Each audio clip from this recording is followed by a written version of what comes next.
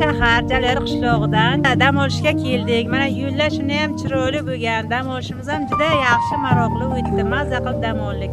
Prezidentimizga ham rahmat, shu ishlarni tashkil qilgan mana shu yo'lchilarga ham katta rahmat. Bu yerga kelayotganlarning hisobi yo'q. Mazza qilib havo almashtirib ketyapmiz. Har yil kelamiz, unaqa imkoniyat yo'q edi. Shularga katta rahmat aytamiz. Biz oilamiz bilan mana bu Ko'ksaroy mahallasiga keldik. Juda xursandmiz, juda o'zgarishlar katta. Oldingi kelganlarimizda bunday sharoitlar yo'q edi. Mana yo'llar juda chiroyli tayyor taxlangan. Odam juda ko'p.